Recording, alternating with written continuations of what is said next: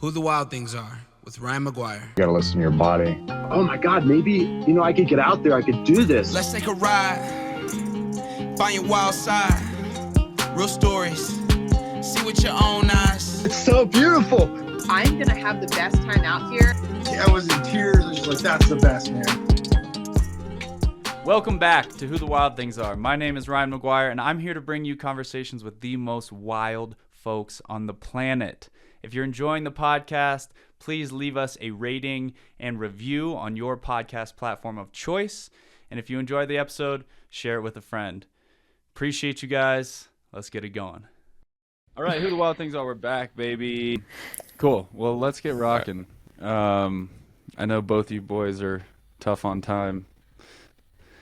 Little recap. Gov Games 2025, Games. I guess. Champions. The team from Colorado. And today we're gonna chop it up, talk a little bit about what we did well, maybe things we didn't do so well, and just give people a peek into what it's like to be Gov Games champs. Mr. Bauer, I'm gonna start it off with you.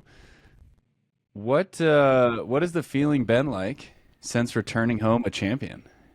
It's actually been really cool, minus getting sick. Past couple days have been rough. Now I know exactly what you were like when you were there. Like, I didn't have food poisoning like you did, but that kind of took away a little bit of the joy. But yeah, it's been cool just like telling people who are interested and being like, you can watch it too. It's a good time, and it's a cool achievement overall. And I've got that trophy corner of my office is just out of view right now. I talked with a friend who does 3D printing. You guys will be getting your own copy. Let's go. Sweet, dude. And interesting development. I work at a golf course, obviously dressed like a golfer right now. I've had multiple people approach me. We had a tournament yesterday, and I'm walking around chatting with people, and they're like, dude, I knew I recognized you. I've been getting these promotions for Dubai games with your face on it. And I was like, I know that guy from somewhere. Oh, he works at the golf course. So somehow Dubai Games is targeting our Colorado audience, and I'm having people at the golf course come in and be like, you're that Dubai Games guy. Because I think they're promoting our promo interview that we had going on. The one where you pretty much called out everybody and we're like, we're going to win. I mean, did I lie? Is that a good place to start? Because I feel like that set the tone for the week. Yeah, I mean, that is definitely one thing that kind of fueled us from the beginning, which is Veejay and Anthony kind of doing this initial. So, first of all, for people that don't know, Dubai Games, you do as much media as a professional athlete. You're like, if you're a top team, you're going to be doing 5 to 10 small to medium sized interviews a day. Like, you're getting cameras in your face constantly. And Veejay, he thrives under that scenario. You know, that's where he shines. And when you're assembling a Gov Games team, you got to think, do we have a guy that can handle a lot of interviewing? And luckily we do. And his name's Veejay Jones.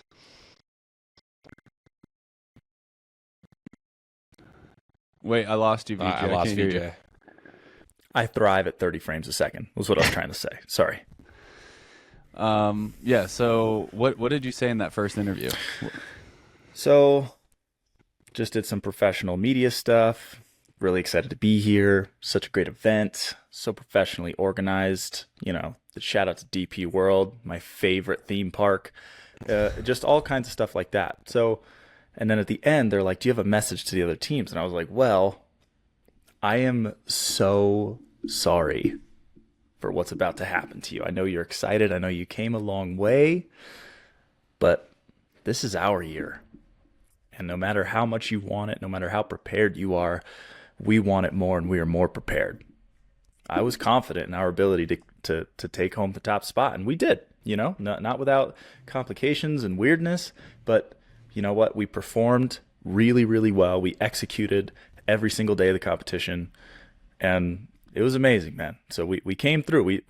I put it out there. I talked a little shit, put us in a weird position, and I had a copy of that video, and I didn't post it until I knew we made it to the finals. Yeah. So I didn't want to call everybody out and then be like, yeah, we didn't make it.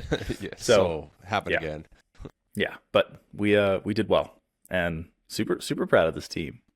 And Anthony, having a second guy like you just on the mic, like had I known that was what you were going to do when they started talking to me, they were asking me questions because I went first in that interview. They're like, what do you think of Dubai?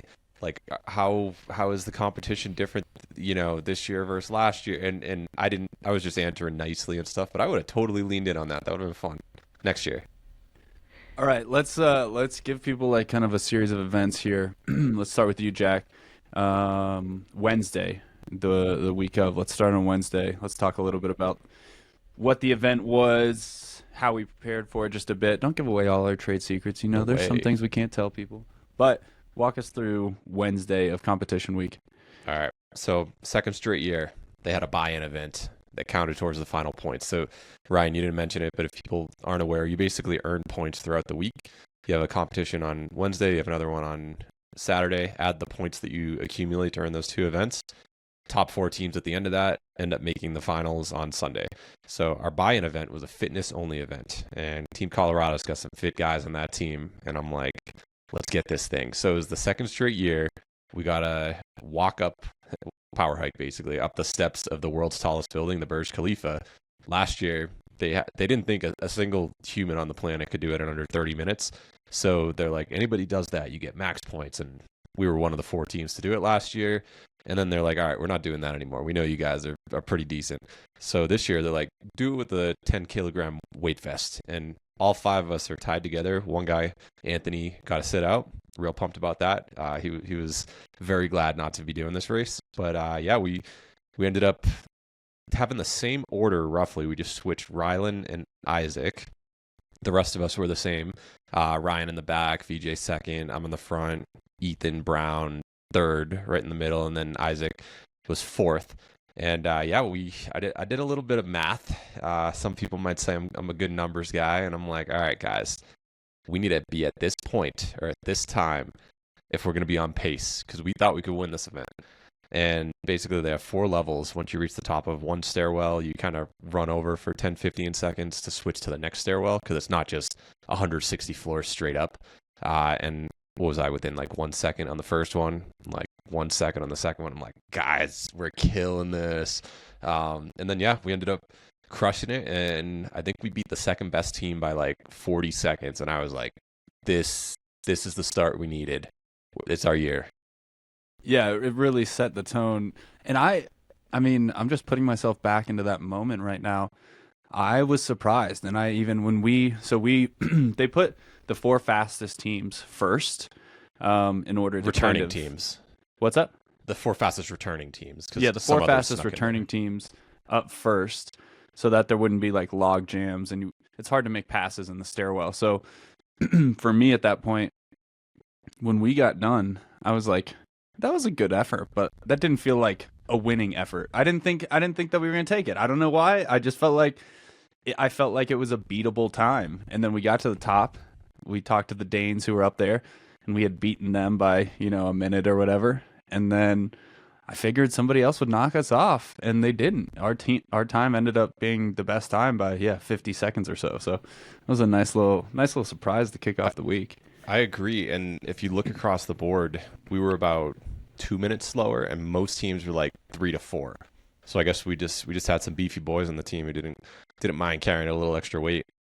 Yeah, I think that the weight vest for those that like freedom units is roughly 25 pounds. I think that weight vest slowed down other teams more than it slowed down our team.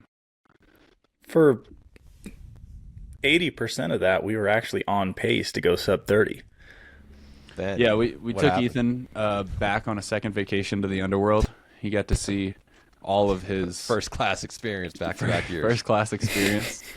The first year we did it, Ethan went to the underworld like pretty quick. This time it happened pretty late, and same thing happened. He just battled through. He didn't ask to stop, didn't whine about it, just absolutely in the pits of hell, just going through it. It was funny. I think right before he started to crack, I was like, "Are you good?" And he's like, "I'm good." Yeah. And then like 2 floors later, I was like I'm not hooked good. under the vest, just pulling, and It was awesome though. Testament to him and the improvements he's made in the last year. Like a year to Definitely. date, like went much farther up that climb with a weight vest on pace, you know. So he crushed it. And Yeah, if he's our the weakest smallest link, of the we've got a good climbers team. too, right? Go ahead. I was just saying he's the smallest of the guys that did the Burj Khalifa climb. So like as a percentage of body weight, he's taking the most tax from putting that weight vest Yeah. on. I think 4 of the 5 people on our team are between like 6 feet and 6'2" and like 175 to 185. So we can move with weight. Ethan's like 5'9", 150. So definitely affects him a little bit more than us. Yeah. And then he was just a stud all weekend. The only guy on our team that never sat out. 2 Made straight a bunch years. of clutch plays. So and he's got the most nicknames. Like after this weekend, we gave him the nickname the Burj Khalithan, and that was one of my favorite ones that I've ever heard. I don't think anyone at any point called him Ethan. Yeah, he's an absolute stud. All right, so we won Wednesday. We're coming into like the first day of obstacles in first place, which it real doesn't quick, mean a ton, but it means a lot for morale. Like it feels really good because we have like 1 to 2 points lead on most of the really high performing teams, maybe 3 or 4 points on some of the rest of the field. During that first day, there's 7 obstacles. Each obstacle has 3 sections. VJ, what was kind of in your mind the defining moment of that day? Of our first day of obstacles, The Saturday. Yep. the Saturday, our defining moment. I know mine. I think when we failed the human ladder twice, yet we addressed like our mistakes, fixed them, and committed to getting it done. It felt like we were there forever. And when you look back at the clock, I think it still only took us like 5 to 6 minutes to complete that. We had more than half of the time, or like about half of the time still left for us to get through that obstacle.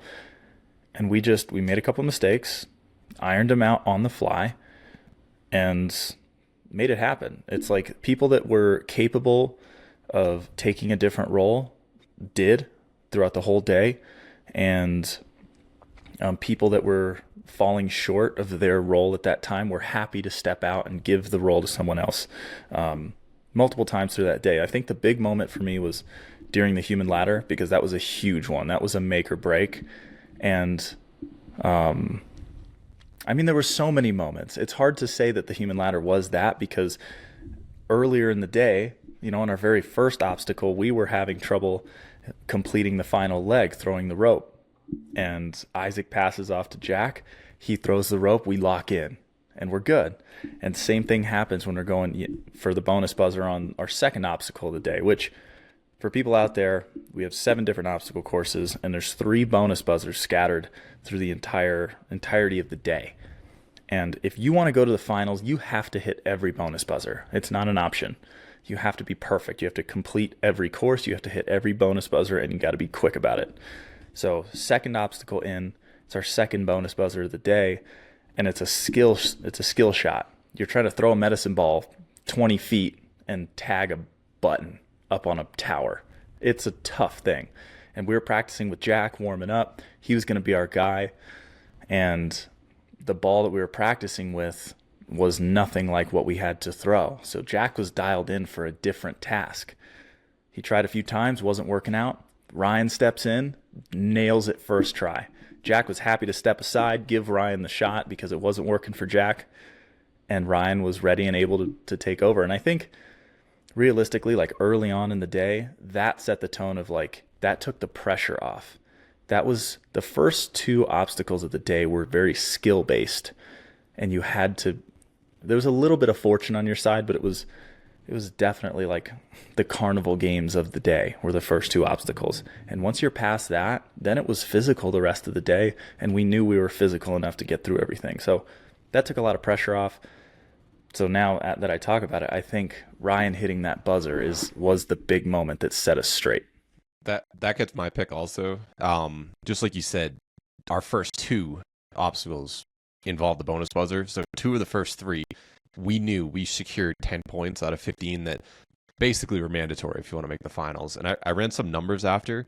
If every single team, because there were some teams that didn't hit every single bonus buzzer, like Dubai, if they hit all theirs, they would have been in 4th. We would have been in 5th, which means we wouldn't have made the finals. But because of that, no pressure. Just execute the rest of the day. We knew we'd easily get that other bonus buzzer later in the day, but we got the 2 hard ones out of the way, and that really set the tone. Yeah, and for people that aren't as familiar with the event, as Veejay was alluding to, the margin for error is so small. So from 1st to 10th place, like first place maybe will be 155 points. 10th place will be like 147 points. So there might be 8 total points between first and 10th place. So one bonus buzzer is 5 points. You could jump up 6 places by making or missing one bonus buzzer. So you have to be... Yeah, Go ahead, a Jack. bonus buzzer counts as 5 points, which is 500 seconds, essentially, which is 8 minutes, 20 seconds. So you hitting that basically is the equivalent of going 8 minutes and 20 seconds faster than opponents on any given or throughout the course of the competition. So it is huge, because that's like basically a minute 15 per obstacle that you have an advantage over everybody for each of those 7 obstacles throughout the day. Yeah, and here's the cool thing about it in my mind, and I love listening to Rich Ryan talk about Gov Games, because it's like a guy that's been broken up with. He's like so angry about Gov Games, and I think part of his argument is that you can't train for Gov Games, so that makes it a goofy game because you don't know what's coming. I think that is like what makes Gov Games so cool. Like there was no way we could have been prepared before that week for most of these obstacles. Like Human ladder, you're not maybe. sitting in your backyard throwing a medicine ball 25 feet up in the air at a target like throughout the year. And that is what is so cool. You have to be an athlete. We kept saying it all week. You got to be a gamer. Like step up. You just got to be someone that makes a play in crunch time. And you have to do that over and over and over again, every obstacle. Yeah. Word. What was the lowest point throughout the weekend, or let's go specifically the first day, Saturday? What did you feel like was the lowest point, Jack, for you or for the team?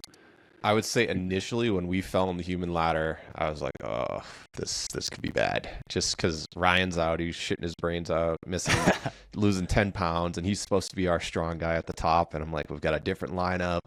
You know, we thought that we had our order properly, and we actually decided the day before, we're like, you know what, we're not going to go drive 45 minutes into the desert to this random gym that has one to practice on, because there was no guarantee that we'd get back, which sounds ridiculous, but taxis aren't allowed to go back and forth. So you kind of have to have some local, just non-taxi driver just happen to be willing to drive back to Dubai and drop you off. And we heard some horror stories, and it was one of those things where it's like, how much is it going to cost? And it's like, how much money you got? I'm like, I don't know, guys. Maybe we shouldn't go out here. So we were the only top team that I think had never practiced on a 5-person human ladder.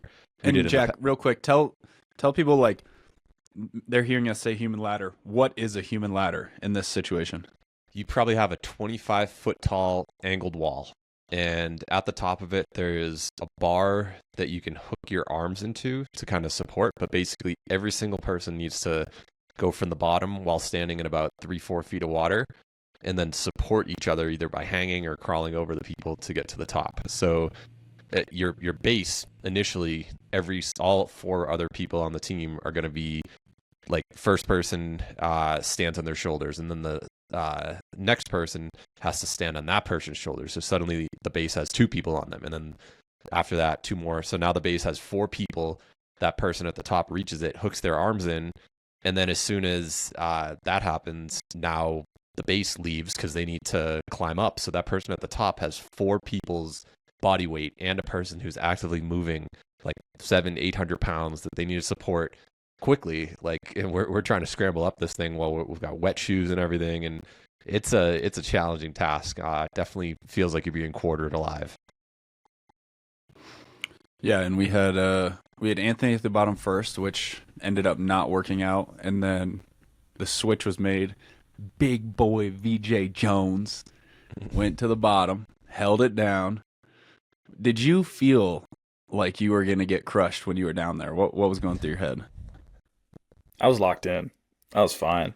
Honestly, like, the reason I didn't initially, I offered to be the base, but Anthony, it seemed like he had better numbers just as far as, I guess he's moved more weight than I have. So he seemed like he was stronger. Like, I didn't know for sure because I'd never trained with him or anything. Like, we were, 3 days into our relationship at that point. So, I mean, I thought he was going to be the stronger base, which I guess he wasn't. But I was super ready to step in and do that. We also thought he could scramble up quickly, so like having him at the bottom would have been an advantage with his strength numbers. For sure. So we actually tried to put the guys that we thought would climb up everyone the fastest at the bottom. So it was going to be Anthony and Ethan at the bottom so that they could climb up everyone quickest so that Isaac wasn't hooked in by his arms hanging 5 people from his body for very long. It was like the shortest amount of time. So when that happened, I was like, I was still confident that I could climb up quickly. But I knew like I'll step in and be the base, no problem. So I stepped in, and once I had it dialed, it was just like, I don't know, it was like meditating down there. My forehead was against the wet wall, and everyone's just on my shoulders. And I just closed my eyes and just sat there and just waited until I got the word. But no, it was kind of cool. It was like, I'm not known for being, a big, beefy, strong boy, but I tell everyone that I'm just an optical illusion. I look like I'm 160, but I'm actually like 215. Got those So- thick bones. That's right. No big deal. Unlike Ryan. Mm-hmm. Yeah, and like Jack alluded to, Isaac kind of got the short end of the stick on this one because I was supposed to be the guy. You don't have to be the strongest guy, but kind of like you put your grittiest guy at the top where the bars are, because he's basically got to hold 4 people's weight just on his forearms, and it's like you're not necessarily the most talented individual, but whoever's willing to just sit in the pain, that's where you put that guy on your team. And I was going to be that guy, and then I started projectile vomiting. And so Isaac inherited that beautiful position and just absolutely went Hulk mode and just smashed it his first try.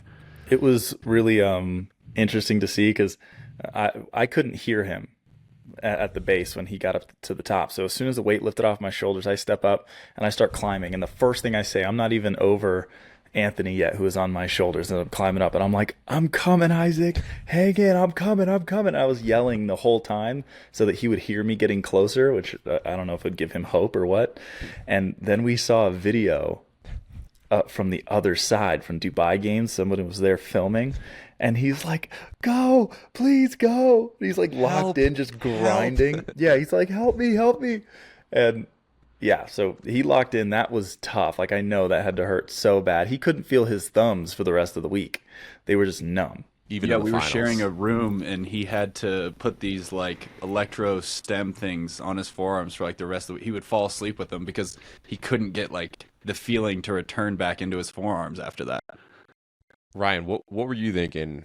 You're watching on the sidelines. You're like, oh man, like Well- you wouldn't have been strong enough at that moment, given how your body's state.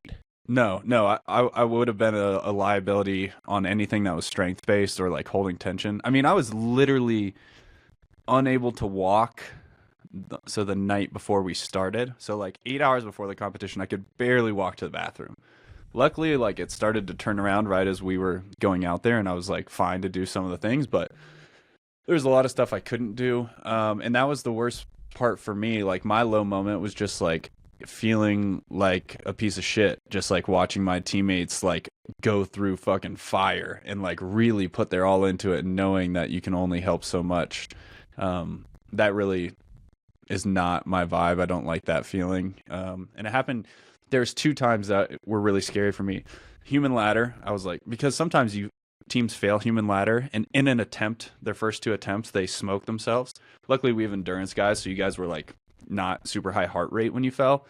But sometimes teams just, their heart rate's too high, muscular fatigue is too high, and they just never climb and are able to complete the human ladder. And that means you lose for the whole weekend. You lose. There was another one, which was the hooks. I was watching, again, one that I'm supposed to be in because there's like a squat component that's like for the bigger guys, and I'm just watching, being useless on the sidelines. And then you guys do that, and then you're all smoked, and you're like battling through this like technical kind of climbing wall that has these hooks, and you have to traverse them using one rope as the whole team. And it took us a long time, and I was just like, oh my God, I hope we don't fail this. Like, I hope this isn't how this ends. Because at that point, we were on like our sixth or seventh obstacle. Yeah. We're in, top 4. We're doing great. And I'm like, is it slipping away right here? Like, is this going to be that moment for us? We weren't falling in on that one. Like, yeah. It wasn't an option at that point. Like, not this year. No. We were a little wonky on our like technique for feeding the rope. So we weren't as efficient in it, but we were fine. We were locked in. Yeah. We were going to complete it. But I'm sure from the outside, you're just like, it looked ugly. Oh no. Yeah. And that human ladder, it's like we got wet when everyone went tumbling down and stuff. So Isaac, I think that he made it to the top, and we're like, just stay up there, like stay dry so that you can lock in and not have your arms wet. So that was like our only saving grace. But other teams were doing that in like a minute 50, 2 minutes, and we're like, oh man, we just lost like 2 points on this one. This is a big deal. So next year, Ryan, you get top duty. I'll be in there. I'll be ready. I'll be practicing. I'll be hanging weights like in the gym from my legs. People will be taking videos like, what's that weird hippie doing on that bar? So after the competition won, there's like this long pause where we're waiting for everyone to tally up scores, and everyone's in the venue just staring at this giant jumbotron. The venue is absolutely sick, first of all. And contrary to what I heard Rich saying on your guys' podcast, clearly a guy hasn't been there in the last 2 years. The scorekeeping is done really, really well. Like, but it was really bad the first year. If his only experience with Dubai games was 2023, I get it. There were a lot of mysteries then, but it is much smoother operation these days. Right, but that's like judging High Rocks on a 2019 High Rocks. It's like if you hated High Rocks because you went to one in 2019 and like the sleds kept breaking. It's like, well, it's a different sport now. Everything's different, right? So I just think that they deserve a lot of credit. It's in terms of obstacle racing, if we want to call it that, I think it's the best event I've ever been to in my life. Like the level of attention to detail, the number of staff they have. I mean, hundreds of staff members working tirelessly. And at the end, they're tallying up the scores, and we were just waiting. I think they do a good job. They don't want to like release the wrong scores, right, in front of everyone. So they like really make sure they get it right. And then we found out that we got it. There's that picture that Nicole took of Anthony. He's laying on the ground, like crying, hitting the ground, just absolutely putting it all into that day. And then there's like that moment of victory, which is super special. Yeah, it felt like forever. It was probably 20 minutes. And like I had run the numbers. I'm like, okay, we've got this many points. This last one, as long as we like finish it, we're gonna get 16 points or something. And every other team was like 20 or 18 behind us. I'm like, there's no way we don't make the finals otherwise. But we were like, what happens if something happened on that first day and they adjust some scores and we've just been having the wrong target number in mind? So we were like, please just show this thing, just show it. And then when that camera guy came over and he's like, I'm here to get reactions, I'm like, oh, we got this. They wouldn't have sent us, he wouldn't have sent it over unless we won. Or we're fifth, I guess. But I thought we had it. Hey, but I was just riding a high, like, because in previous years, like the first year, we came up short and we knew it. Like we thought we were good enough to make it to the finals, but we didn't know how perfect you had to be. But we made mistakes and we knew it. Last year, same thing. We knew that we had made, mistakes. And then this year we completed everything. We had a couple hiccups, but we made it through every aspect of the day. Every bonus buzzer, every finish line, like we did it. So I was stoked. Plus we got to end it on the fun trampoline wall jumping thing, which was like the highlight of my day. I was having so much fun. I was like sitting there waiting for the next guy to come out so that I could just go jump on some trampolines again. So yeah, it was definitely a different feeling. Like it was kind of out of your hands afterwards, but I was very just proud of how we performed, whether we made it to the finals or not that day. Obviously you want to make it, but like that was the first time we'd finished qualifying, and I was like, we nailed it, man. Yeah. We nailed it. And I think this year, like you had 50 teams. Previous years you had 28. And the new teams that showed up were really good. I think this was the hardest year to make the finals so far. And, you know, we just executed. We had a real good game plan, a lot of good talks in the hotel, and, like, we did what we needed to do, and that's why we made the finals. Like, we're good enough to. It's just, can you do it on game day? Yeah, super small margin of error. So we end up second. Montreal first, going into the finals. We're in second. And then, what was it, Kazan third? Yep. And then St. Petersburg in fourth. The Danes did not make it, which was a surprise because they had won the last 2 years. There was basically that buzzer beater that we hit that Veejay was referring to. They either did hit it or didn't hit it. There was controversy surrounding it. We don't need to get super deep into it, but they were a notable miss from the finals. So basically it ended up being 2 teams from North America, 2 teams from Russia, and we're going into the final day. One of the hardest decisions that you have to make is who's going to sit. Jack, being kind of team captain, how are you thinking about that? It was tough because it was definitely an endurance competition. Like, everything else was 3 to 7 minutes in the previous rounds, and this was going to be a minimum of like 25, 30 minutes.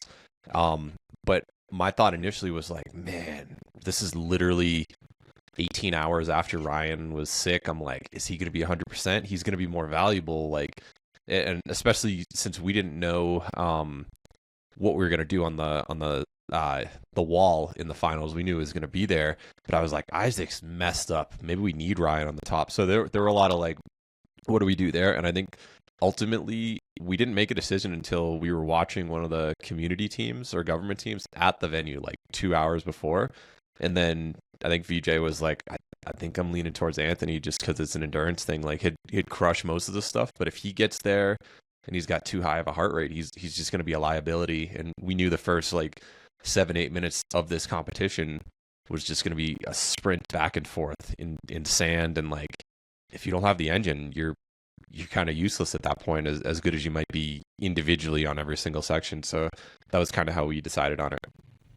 And we also know that Ryan, game time, I don't think there's anyone better. When it comes in, like, he's just the guy. You lean on him, no matter what. Veej. Mm-hmm. Yeah, that's why I nominated you as Goofy Games Athlete of the Year. So Yeah, I did hear that I was nomination. like, sorry, I Jared, appreciate but that. we got Ryan. I gladly accept the nomination. Yeah. I don't know who else is in that category. Jared but Newby. What a compliment that is. Goofy Games Athlete of the Year. I thought it was a pretty honorable moment when we were kind of discussing it. We were kind of going back and forth. And then Anthony just goes, no, guys, like, this doesn't make sense for me to go. He's like, he basically made the final decision, which was, he's like, I need to be out on this. And honestly, I think he made the right call because there was a lot more cardiovascular taxation than I think any of us expected. That first round of the shuttle sprints in the sand, even the sled takes a fair amount of time under tension.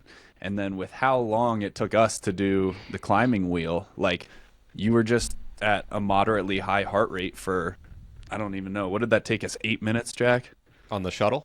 Or the wheel? The Swiss cheese wheel. I think about 25 minutes. That sounds about right. Yeah. No, Ryan, you and I had a moment on the shuttle blocks. I was like, man, I'm gassed. Like, and I'm like, you got to go in for this one because you were kind of sitting out doing the puzzle. I'm like, I'll hop in 20 seconds later, but I'm like, I'm kind of gassed right now, and I've got a pretty decent engine. But basically what you did was you had like this balanced half wheel, like an orb, and it had like a table on it, and you needed to fetch 40 different blocks from the other side and then bring them back and then make sure they balance for 5 seconds before you can move on.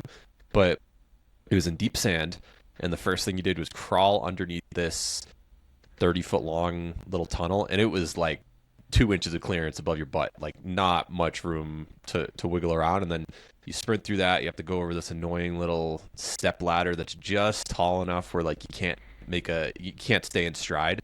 And then you had to retrieve the thing and then basically grab the block, throw it underneath another one of those low crawl things, hopefully bowl it all the way through, which I did a couple times. I was pretty pumped. VJ kept hitting me in the back. You know, he was doing good at that. And then just it was basically like a crawl fest at a very high heart rate. And yeah, that was about 8 minutes, and I was pretty smoked by the end of that. But I'm like, I'm used to this kind of stuff.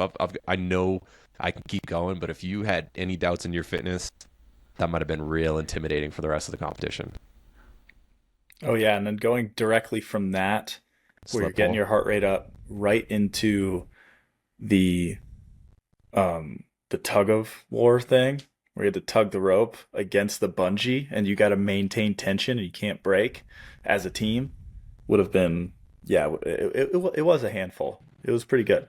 Because then, yeah, you're just high heart rate and you're like, all right, now I have to be like isometric and just like take these little tiny steps and just keep working back. So yeah, it was a blast. So much fun. I had so much fun. Yeah, and then, I remember, you know, kind of. Oh, sorry. Go ahead, Jack. I was just gonna say on that sled pull, I remember looking to our right and seeing Montreal, and they just yanked that thing, and we're moving 1 inch at a time. I'm like, what is going on? We've got some strong people on this team. Is this moving? And then like 20 seconds later, that thing just shot like a cannon, and I'm like, okay, all right, that we just needed to get a little farther. Yeah, it's a very weird mechanism, because it's like it moves 0% until you get it fully stretched, and then there's enough weight and like camber on it that it just slingshots the sled forward. So it's a very weird kind of feeling. And at that point, you know, we weren't first in any of the first 4 obstacles, and I think most of them time-wise we were last. And we had kind of discussed beforehand that the most important piece of this was going to be the ball. We were sitting there, and I was like, guys, if I can get to the top, I can bat hang down from my legs, and I can grab the ball. And they're like, you guys are like, is that possible? And then literally as we said that, the next team up on, like, you know, Battle of the Cities or Communities or whatever that we were studying, they ended up trying it. And I was like, okay, so it's a possibility. So first 3 obstacles were way back, but we know what matters is this final obstacle, which is this wall and progressing a giant ball up the wall. So not only, it's kind of like a human ladder, but you're not stacking now. Now you're progressing this giant ball. And just before that, kind of a minor obstacle, you have to create a bridge, grab a key so you can unlock your ball in order to take it to the top. And I remember for a split second as we're building, me and Jack are on one side and they're on that side. And I see Jack look over, and we are getting smashed. Like we're in last place, but we're in last place by a lot. By like 7 minutes. We hadn't even figured out the bridge. Like we were still like pretty far from, I mean, it took us another 2 minutes after this point to figure out the bridge. And everyone else has already like got people on the walls. We're way back. And I'm like, Jack, we got to stay here. And you're like, yep, let's go. We're building this bridge. We dialed in. And then by the time we get to the wall, we realized that everyone else was really struggling with this wall. And rightfully so. It was a tricky thing. And fortunately, our strategy and our team was perfect. Everything Nailed it. reset to 0 as soon as we got on that wall. So basically, you had another one of those 25-foot long slip walls. In the finals, they had like this mister that was basically, it was like a rain machine, basically, just constantly putting a bunch of water down this. So no good grip like you had in the previous human ladder. And then just think you have like maybe a foot long, you know, like the tricep extension rope that you have at the gym. You had some of those, I think 8 of them sticking out of the wall, and they were kind of in a zigzag Z pattern. So you kind of have to follow the course. Maybe you could skip one of those at most, but like it was a pretty dedicated route that you had to follow, and then lift this 70 to 100-pound giant, like 4-foot diameter ball out of the wall, and then you use that for the next part of the competition. So you kind of had to like transport it. But we got in the water, and every other team had been doing that part for like 5 to 7 minutes, and we were like, we're fresh, let's go. It was like, all right, we're gonna catch up to some people right here. Yeah, and that's what happened. We had definitely a different strategy than everybody else. Basically, Ethan and I just bounced didn't help you guys at all at the bottom, and kind of went up top to get it sorted out. I think quickly we found out that ball was really freaking heavy. So Ethan and I came down a little bit. You guys did a good job. Maybe not my brightest moment. I don't know if it's a good thing or a bad thing. So what happened was we were so far back that the announcers were basically talking about us like, oh, it's everybody else and Colorado's in last. And they're just, doing their own thing. They're so far back. That And announcer then- was throwing shade. He was like, better late than never for Colorado to show up. Wow, they're real far back. Like, he was just shitting on us the whole race. And so they don't show any of this, but basically we get to the slip wall and we start advancing really quickly and making this big push, moving into second place and almost into first. And when we're making this move, you can't see our team, but my mom said all you could hear is me at the top because I was like kind of directing traffic and I'm yelling, VJ, this one, Isaac, that one. And because I'm on top, I can see everything. You guys are getting like pelted by water, holding on for your life, like doing all the work. And apparently they didn't get any of us on video, but they picked up all of the mic. So it just sounds like I'm an asshole at the top, like screaming at people. So. Hey, it worked out. I was on the wrong rope, and you're like, VJ, one to your left. I moved over. Then someone passed me the ball, and I was like, okay, I'm on the right one. what next? And then people just tell me what to do, and I'm like, all right, pass to Isaac. Isaac moves it. And it was interesting for Jack and I. Like, we were the first ones to get it out of the water and pass it up and out. But then once it was above us, there wasn't really anything for us to do. So we're just watching you guys and we're like, great work, guys. And at one point I get right below Isaac and I put my hand on his butt just to give whatever help I can because I'm feeling useless. Jack and I are just sitting at the bottom of the wall like, I hope we do well. Yeah. Like we already did our part. This is all we can do. My thought was like, if for some reason it fails this time, at least we're fresh, because I'm like, I feel like I'm doing nothing now. All I did was lift this out of the water, and then scurry over a couple different ropes, and then hold it in place so the next person can bring it up. But I guess realistically, like, you need to get it out of the water to have a good position later. But I was like, yeah, I helped with about 1% of this whole thing. All right, Jack. So since you were chilling down there, tell us how it went after you passed it up. After I passed it up, I was just looking, and I'm like, oh my god, this thing's moving. And I remember like looking over at Montreal and the lane next to us, and then also seeing the Russians, and they're just toppling like a car tower. It's like game over for them. And then Montreal finally got it, and I could just hear the crowd, like, they were excited before Montreal got it, and I was like, I think they're cheering on us because like we've got to be moving faster than these other teams did. They've been here for so long. And then like they got up, they started sliding down, and I'm like, oh my god, if Ryan grabs this and gets it to the top, we're like 20 seconds behind. Like we've got a legitimate shot at that point. And I had like that, oh man, blood in the water type of feeling. I was like, we get this up real soon, and then we pull it really fast through the next stage. We might get up this wall really quickly, and it's just a ladder race, and that's pretty much what happened. Yeah, Sweet, dude. Sick moment. Yeah. Sick moment from Ethan Brown, Cleethan. At one point, Isaac hands it to me, and I'm kind of fully extended, one hand on the rope, one hand on the ball, and I'm like, I don't know if I'm just not strong enough, or if maybe I was weak. I don't know. But I was like, guys, I can't really like hold this like this. Like we got to make an adjustment. And Ethan, being the quick thinker he is, scurries between my legs, literally under my crotch, and climbs up and around me to the next rope. I hand it to him. I bat hang. He hands it back to me, and then we both pull it up together. And that's when we heard the crowd. Yeah, the crowd like going wild. Yeah, I didn't really get to witness much of that because I was like beneath Isaac. And also I kind of blacked out that whole moment because I forgot we were supposed to go down the wall. I was like hustling on trying to go up the wall. I was like, oh, we're going to go up to the top. We're going to win. And then apparently people are yelling at me for a good 10 seconds, like, go back down. And I'm just hanging on. I'm like, I'm never letting go. Yeah. And, Yeah. And then- Ryan was Yeah. shrieking at us, and that water machine was just so loud. He's like pointing, and I'm like, yeah. He's like, grab that rope, and I'm like, I don't think that's actually what he wanted. And then you were like, go down, and then I saw VJ let go, and I'm like, oh, I should too. But yeah, two of us had some serious race brain in that moment. it was perfect. Yeah, and you guys were just looking up at me like, Oh, what? But it was so loud. So we get back down. This is where the controversy happens, so we're going to tell it how it is. So we get back down. At this point, you've completed 90%. 90%!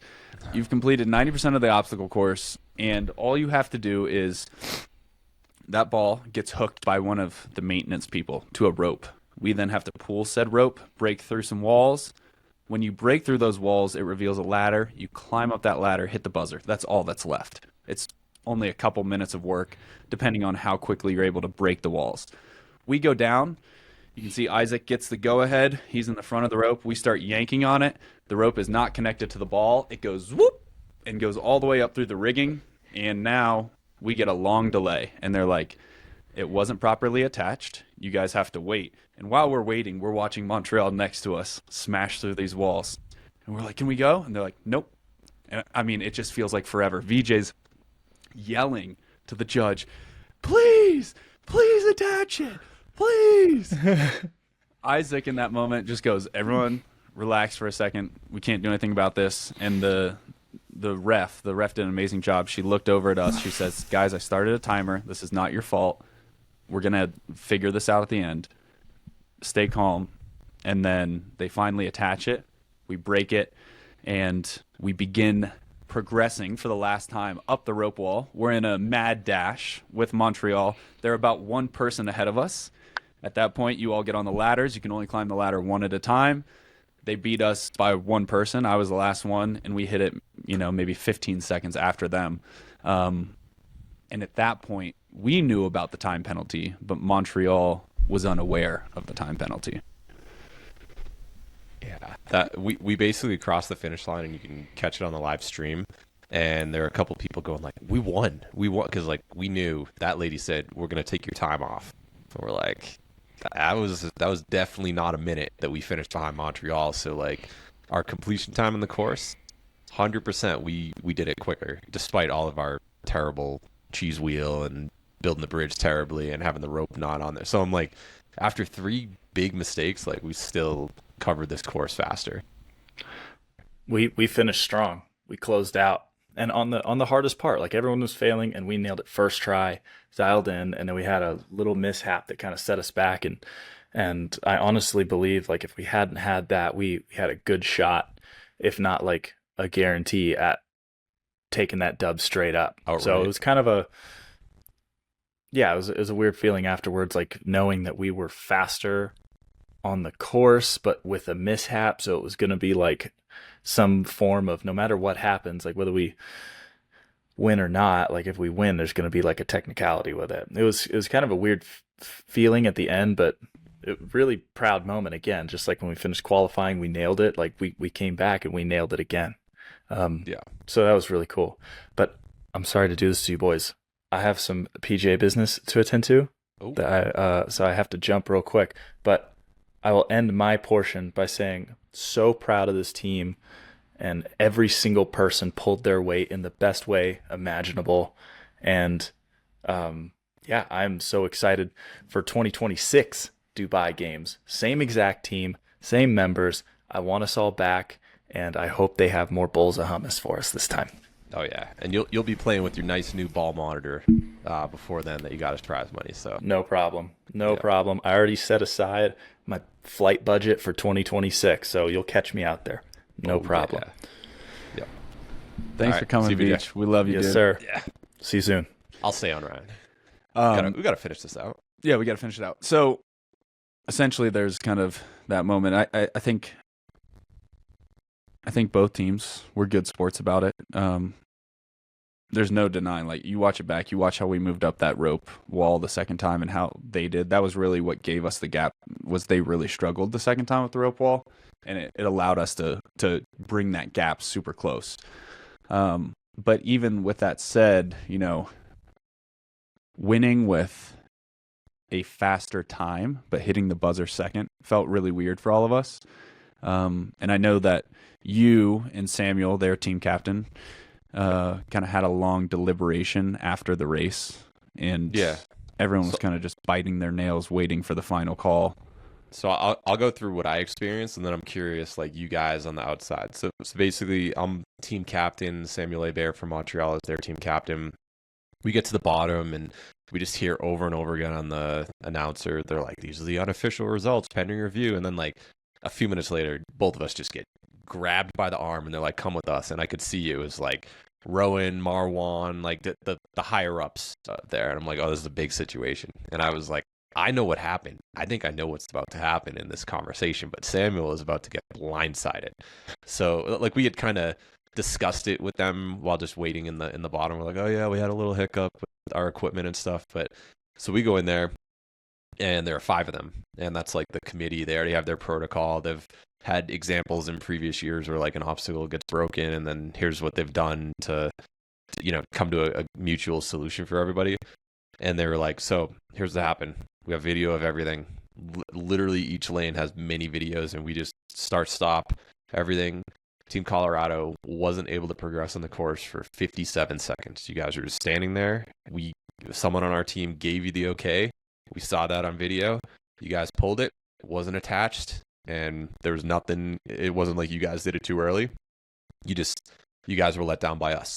So you guys weren't able to progress. Montreal, you hit the buzzer like 17 seconds faster than them officially.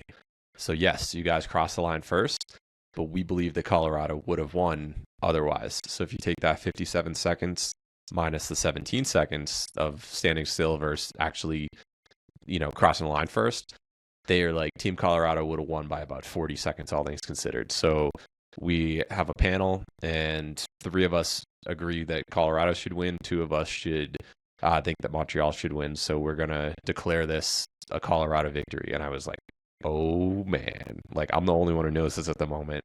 And understandably, Samuel was like, I don't know about that. We crossed the line first. Like, stuff happens during races, but this isn't our fault that their equipment broke. We still won. And then so there was like a little back and forth with them. And I was like, I know their decision, so I'm gonna kind of let Samuel plead his case, because like it's not my say there to like try to be like, no, don't give it to them. Like I was like, he's got a fair point. Like they did cross the line first, but if I had my ammo ready in case they reverse the decision. But I was like, I'll let him say it out. Like we're friends with those guys. Like it doesn't feel right to like snatch victory like that. And maybe he said something valid. So I let him have his say for 15 minutes, whatever we were in there. And then they were like, yep, that's our final decision. And, he was super bummed. And I was like, it sucks that, it comes down to this. Like I obviously didn't instigate this discussion. Like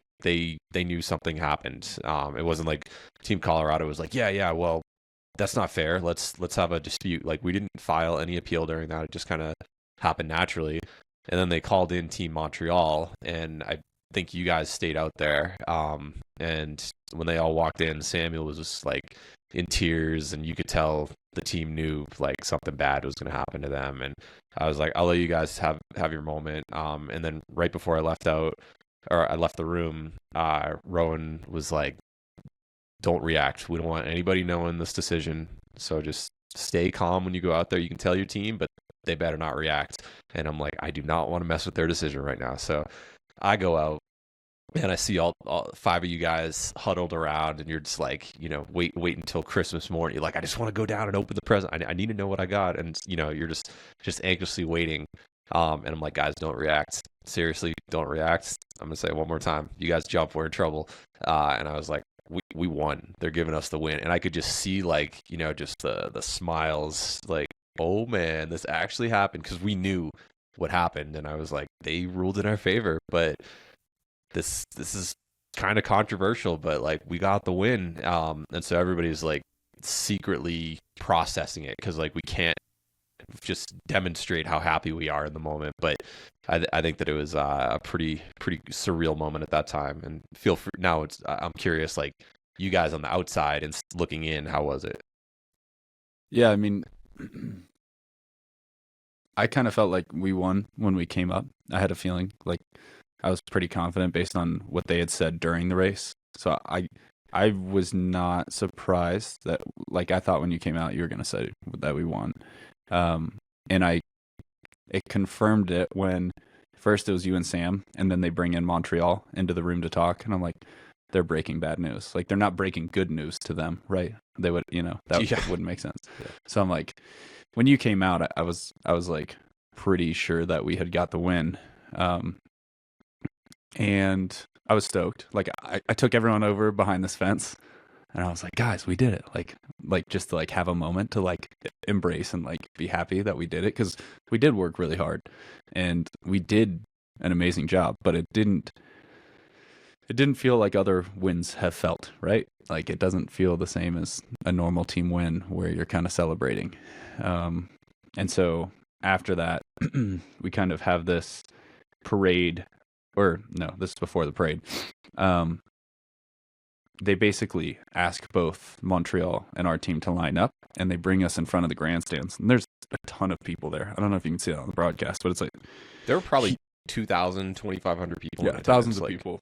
Yeah. And they bring us out in front, and Rowan gets on the mic, and he says, "Good evening," in his like Irish accent or whatever that is, and basically explains that there was a Colorado malfunction for the course, and we're expecting the next words to be said, Colorado's a champion. And instead he says, "We've awarded both teams first place."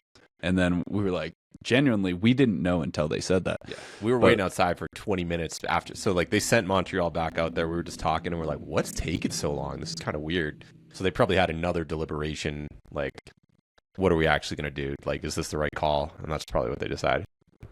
Yeah, and I've heard rumors that they called somebody else and were like, "Hey, do we have the budget to give both teams first place?" I don't know if that's true or not, but I have heard that rumor, and that the call came down that a dual first place was in order, and it was okay. And you can see on our faces, like, our team's stoked with that. We didn't want, like, Montreal didn't do anything wrong. They raced a good race.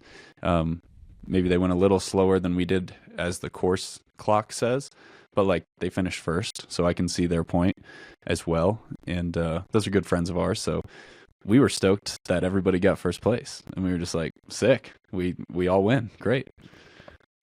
I mean, all week we were just hanging out with them. Like, a number of times would either go on a tour with them or do something fun or sit at the lunch, breakfast table, whatever. Like, we were close with Montreal. We've known those guys for a bunch of years, and entering the finals, it was kind of funny. It was like Team North America versus the world. Like, everybody wanted the Russians to go down, and they're like, "We don't care which one of your teams wins. We just want you guys to beat Russia." And it was like, we not only did that, we both won. We got that a lot from like random places too. It would be like from Manchester to Brisbane to South America. It didn't matter. Everyone was like, "Take down the Russians." Yeah. And it's like, I'm sure they were fine. Like, realistic. It's just the political climate we're in right now. But yeah, they were all good sports and like gentlemen, and they didn't do anything wrong. It was just like a funny, nothing personal on them, but it was just like the rivalry that was created. It was like there were some serious. You're either on Team A or Team B. And you got to think. I was thinking about this the other day. You got to think about the one person who was the most happy and also most conflicted during this whole thing. It's got to be Chris Rogloski, who is a former member, literally a former member of Team Colorado, and is dating she's the girlfriend of Austin Azar, who is on Team Montreal. So she's in this like rock and hard place.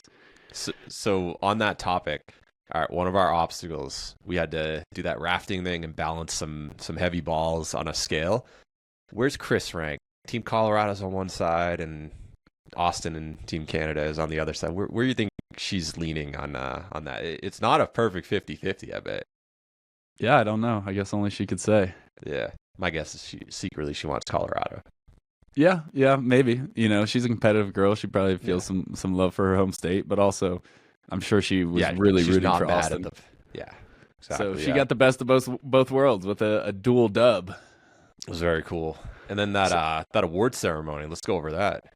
Yeah, the award ceremony was epic. Well, first, one of the cool things is like we come down and there's just like these, mobs of kid obstaclers, and they're just like, Team Colorado, woo! Like going absolutely crazy. So we got to interact with like all the little kids and stuff beforehand, which was really cool. And then they had their own like parade before our parade. And yeah, it was kind of a weird thing, like sharing the first place podium with Montreal. Like, I don't know, I've never been part of that before, but ultimately it was a really, really cool ceremony.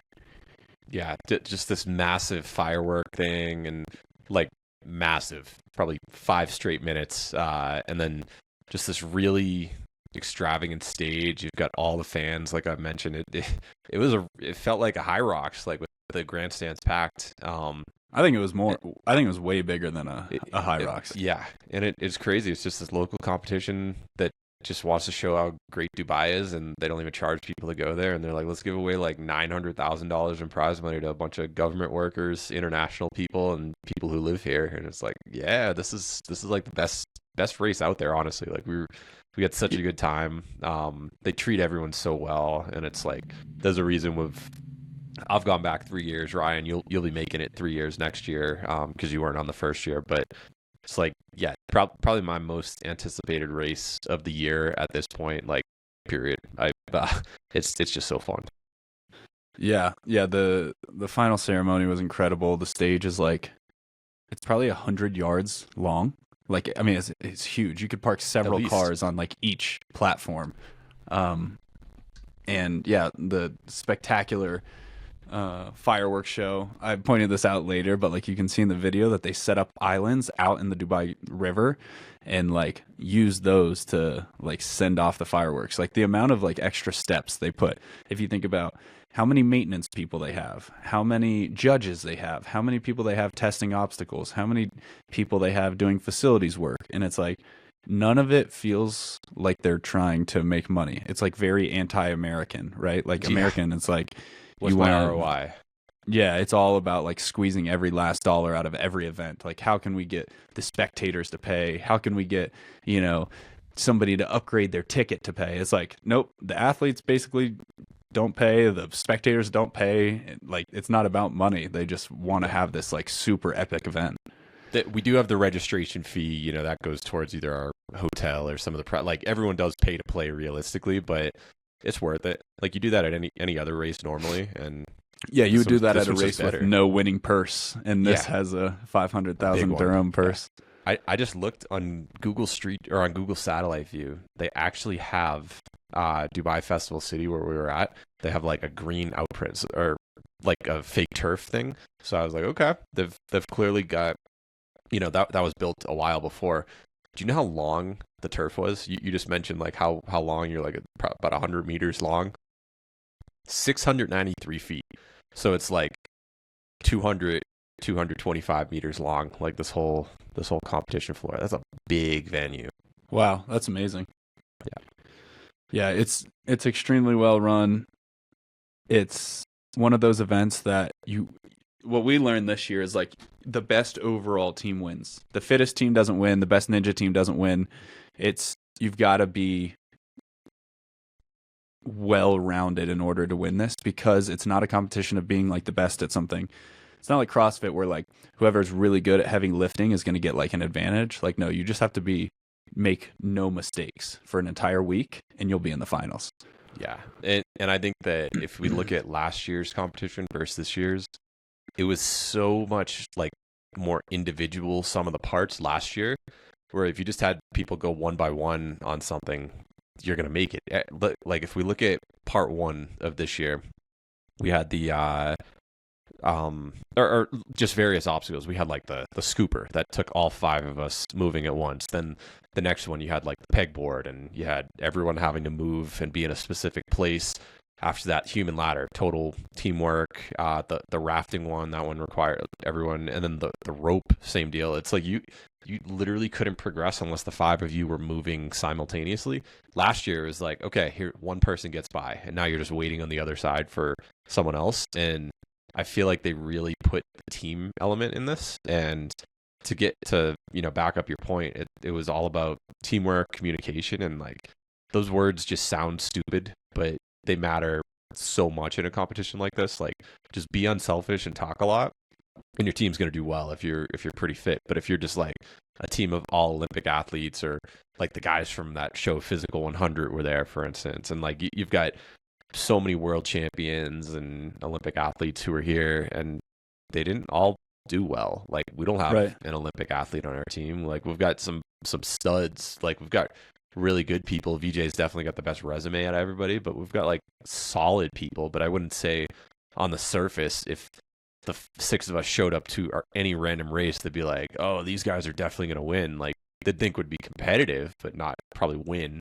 But this type of thing, we mesh well. Like, and this is the second year that the core of the team has been together. So third year, I don't see a reason why it won't happen again. Yeah, I don't know. I'm even more excited for next year now that we've won. I don't know what that psychology is, but I was excited for this year. But I was also like, it's hard. We hadn't made the finals yet, so like my expectations were a little lower. Now I'm like, no, we're the defending champs. We're in this. We're coming to win again.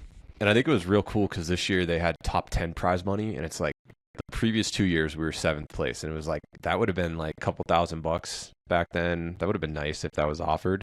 And then this year I'm like, okay, at a minimum we're getting 7th place again. But I was like, we're making the finals. Like, there's no doubt. And then I was like, okay, so we made the finals, and we were just kind of all talking. We're like, hey, that's like $4,500 each. That's a pretty good payday. And I remember we were stuck on building the bridge or something like that, and someone on our team was like, what's 4th place get? And I was like, no, that's not happening right now. I was like, 1st place gets 22,000. Like, we just kept going, but it was a good feeling knowing that like we locked in some serious prize money early. But I was like, that's not what we're here for. We're competitors. Like, yes, that's super cool to do it, but like, we've been on the outside looking in a couple times, and just making the show isn't good enough anymore. So yeah, we mission accomplished.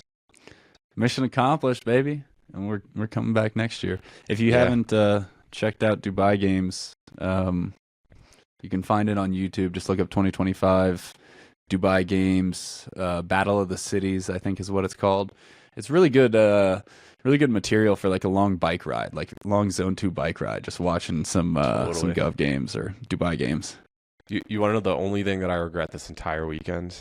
It was on our flight back. Ryan, you, VJ, and I all had the same flight back. And we get to Frankfurt, leave the airport for a couple hours, and then get back to the airport. From Frankfurt to Denver was like an 11-hour flight. And the people in front of us smelled like they hadn't showered this century. And VJ and I were dying, like absolutely dying. We're like, I don't know how this is going to happen. And then like 5 minutes later, the guy's like, I'm going to start lifting my arms, doing this. I'm like, this is horrible. And I was like, on that spot, I would have just been like, you know what? Flight attendant, here's a few $100, just put me in a different seat. Like, I should have done that. But that's my only regret this entire weekend. Dude, you should have just coughed up some of that Dubai Games money and just gave her some cheddar. I know. But yeah, that was just a fun experience, getting back to Denver airport, and just like Tamara and Sarah ended up picking us up. You and Nicole kind of took off, but it was like, okay, here's recap number 1. And then I got home, and it's like recap number 2 to Audrey, and then called my family. And like, it just, before you know it, then like friends are reaching out, and it was just like, everyone was interested. And that was kind of the cool thing. It's like, sometimes you just don't understand the work that goes into being ready for a competition like this. And like, you can't truly prepare for this because everything's unknown, but like, you just need to kind of stay always ready. But just like seeing that it worked out, it's like, okay, that kind of puts a little justification on what we do behind the scenes. Yeah, I'm ready to get after it for next year. I'm hungry. I want another dub, and I want it to be outright with no controversy. I love the guys from Montreal, but next year we smash them. Yeah, and you want that check. Yes, and I want a big check. Yeah. That's what I want in my life. Exactly. Yep. Cool, Jack. Well, thanks for popping on. Where can people find you if they want to hear more Jack Bauer? Yeah, listen to Race Brain podcast. It's kind of like a mix of hybrid, OCR, just everything. Like Rich, Bracken, and I, we talk a lot on there about the competitive side of sports. It's pretty entertaining. I guess Ryan, you listen to it, and then Jack_Bauer_OCR. That's my I like Instagram. To give Rich a hard time, but I love Rich. I love his insights, and Bracken and you do a great job on that show. So I'm a big Race Brain fan myself. So appreciate it. Yeah, if you guys haven't heard it, check it out. Definitely, yeah. And I think I might be the only guest on your show, on your podcast, who has attended one of your survival classes and gone to Dubai with you. So limited company right there. That's true. Yeah, we've done it all together. Yeah, Jack joined for a wilderness course last year. Jack and Audrey. That was a Useful great skills. time. Yeah, definitely. No, I had a blast there. Definitely like some of the tips, like the plant identification, I've absolutely put those to use. Like mullein, fantastic use of nature's toilet paper and stuff. So a couple other things I learned as well that have stuck with me. But I was glad to take it and learn, just learn some basic skills so I'm not helpless if I get into a bad situation. There you go. It's important for us trail runners. Exactly. Yep. All right. Until next time, y'all. Stay wild.